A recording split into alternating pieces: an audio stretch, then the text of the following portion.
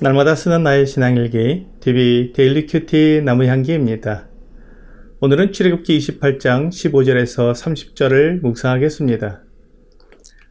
너는 판결 흉패를 에봇 짜는 방법으로 금실과 청색, 자색, 홍색 실과 가늘게 꼰 배실로 정교하게 짜서 만들되 길이와 너비가 한 뼘씩 두 겹으로 네모 반듯하게 하고 그것에 네 줄로 보석을 물리되 첫 줄은 홍보석, 황옥, 녹주옥이요 둘째 줄은 석류석, 남보석, 홍만호요 셋째 줄은 호박, 백만호, 자수정이요 넷째 줄은 녹보석, 호만호, 벽옥으로 다 금태에 물일지니 이 보석들은 이스라엘 아들들의 이름대로 12이라. 보석마다 12지파의 한 이름씩 도장을 새기는 법으로 새기고 순금으로 노끈처럼 따은 사슬을 흉패 위에 붙이고 또 금고리 둘을 만들어 흉패 위 곧 흉패 두 끝에 그 두 고리를 달고 따은 두 금사슬로 흉패 두 끝, 두 고리에 꿰어매고 두 따은 사슬의 다른 두 끝을 에봇 앞 두 어깨바지에 금태에 매고 또 금고리 둘을 만들어 흉패 아래 양쪽과 안쪽 곧 에봇에 닿은 곳에 달고 또 금고리 둘을 만들어 에봇 앞 두 어깨바지 아래 매는 자리 가까운 쪽 곧 정교하게 짠 띠 위쪽에 달고 청색 끈으로 흉패 고리와 에봇 고리에 꿰어 흉패로 정교하게 짠 에봇 띠 위에 붙여 떨어지지 않게 하라. 아론이 성소에 들어갈 때에는 이스라엘 아들들의 이름을 기록한 이 판결 흉패를 가슴에 붙여 여호와 앞에 영원한 기념을 삼을 것이니라.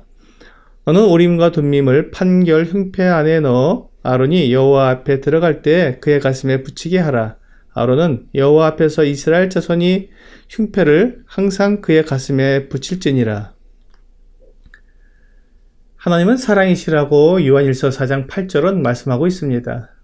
또한 하나님은 오직 공의로 심판하시니라고 베드로전서 2장 23절은 말씀하고 있습니다. 예레미야 9장 24절은 자랑하는 자는 이것으로 자랑할지니 곧 명철하여 나를 아는 것과 나 여호와는 사랑과 정의와 공의를 땅에 행하는 자인 줄 깨닫는 것이라. 나는 이 일을 기뻐하노라. 여호와의 말씀이니라. 라고 말씀하고 있습니다. 하나님은 사랑을 세상에 나타내실 뿐만 아니라 정의와 공의를 베푸시는 분이십니다. 그런데 사랑은 그 속성상 다른 사람의 잘못을 품어주고 받아주는 역할을 합니다. 반면에 공의는 잘못과 허물을 철저히 파헤치며 잘잘못을 분명히 가리는 역할을 합니다. 그러므로 공의로운 심판에는 결코 봐주는 것이 없습니다. 사랑의 속성과 공의의 속성은 이렇게 다릅니다. 그러므로 사람은 사랑과 동시에 공의를 나타내는 것이 불가능합니다. 사랑을 나타내기 위해서는 공의를 포기해야 하고 공의를 세우기 위해서는 사랑을 접어두어야 합니다. 이것이 사람의 한계입니다. 그런데 성경은 하나님께서는 사랑과 동시에 공의를 행하시는 분이라고 말씀하십니다. 하나님은 사랑을 나타내시는 중에도 공의를 포기하지 않으시고 공의로 심판하실 때에도 사랑을 나타내시는 분이라는 것입니다.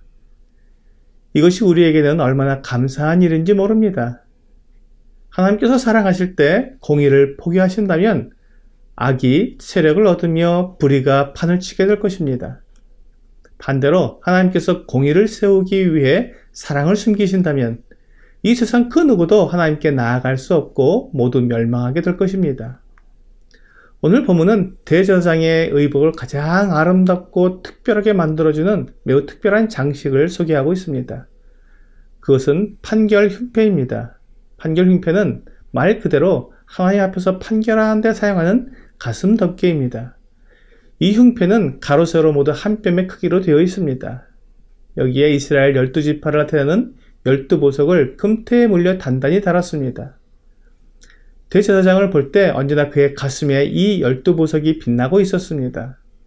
이 판결 흉패 안에 우림과 둠밈을 넣어 두었습니다.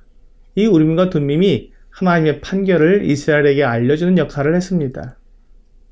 이스라엘에게 어떤 문제가 있을 때 이 우림과 둠밈을 통해 하나님의 뜻을 알았던 것입니다. 하나님은 이 판결 흉패를 아론이 성소에 들어갈 때는 언제나 가슴에 붙여서 여호와 앞에서 영원한 기념을 삼으라고 말씀하셨습니다. 대제사장은 하나님 앞에서 이스라엘을 공의로 판결해야 했습니다. 그러나 대제사장은 하나님이 아니기 때문에 그가 모든 것을 알 수 없었기에 하나님의 뜻을 묻고 우림과 둠밈을 통해 그렇다와 아니다로 나누어지는 판결을 해야 했습니다. 이때 공의가 역할을 하는 것입니다. 그러나 대제사장은 판결을 할 때 언제나 그 12지파를 가슴에 품고 있어야 했습니다. 사랑으로 품고 용납하며 보호해야 했던 것입니다. 대제사장은 하나님께서 사랑과 함께 공의를 나타내시는 것처럼 이스라엘에 대해 사랑과 공의를 나타내야 했습니다. 그래서 대제사장이 판결 형표를 판결할 때만 착용하는 것이 아니라 성소에 들어갈 때는 언제나 차고 있어야 했습니다. 그가 성소에 들어가는 것은 하나님의 은혜와 사랑을 구하는 것이었고 그것은 이스라엘 12지파에 대한 은혜를 구하는 것이었습니다. 하나님은 이스라엘의 죄에 대해 심판을 희생제물에게 내리심으로 이스라엘을 용서하셨고 그 용서를 통해 이스라엘에게 은혜를 베푸셨습니다. 이 은혜의 자리에 대제사장은 이스라엘 12지파의 보석을 가슴에 품고 나아간 것입니다. 하나님께서 완전한 사랑과 완전한 공의를 나타내신 것이 바로 십자가입니다. 하나님은 죄에 대해 결코 눈 감아 주실 수 없습니다. 또한 죄를 용서하는 사랑을 하셔야만 했습니다. 그래서 세상 죄를 지고 가는 하나님의 어린 양으로 하나님의 아들 예수 그리스도를 보내주셨습니다. 그분은 아무 죄가 없으신 분이셨지만 사람들의 죄를 대신 지시고 희생하실 희생제물이 되신 것입니다. 하나님은 죄에 대해 공의롭게 심판하셨습니다. 죄의 삭은 사망이기 때문에 우리의 죄를 지신 예수 그리스도를 십자가에서 죽이신 것입니다. 주 예수님의 죽으심이 우리에게 은혜가 된 것입니다. 로마서 6장 23절은 죄의 삭은 사망이요 하나님의 은사는 그리스도 예수 우리 주 안에 있는 영생이니라 라고 말씀하고 있습니다. 하나님은 예수 그리스도를 통해 심판과 은혜를 동시에 나타내신 것입니다. 내가 하나님의 사랑을 받는 자가 된 것은 하나님의 완전한 심판이 없이는 불가능한 일이었습니다. 그리고 그 완전한 심판이 십자가 위에서 우리 주 예수 그리스도께 분명히 내려졌습니다. 오늘의 적용 질문을 보겠습니다. 사랑 가운데 판결을 한다는 것이 나에게 어떤 의미가 있습니까? 교회 안에서도 사랑을 나타내면 하나님의 말씀을 가볍게 행한다고 불평을 합니다. 그래서 죄에 대해 지적하고 공의를 나타내면 사랑이 없다고 말합니다. 때로 사랑을 나타내고 때로 공의를 세우면 변덕이 많다고 합니다. 오직 하나님께만 사랑과 공의가 있음을 고백하게 됩니다.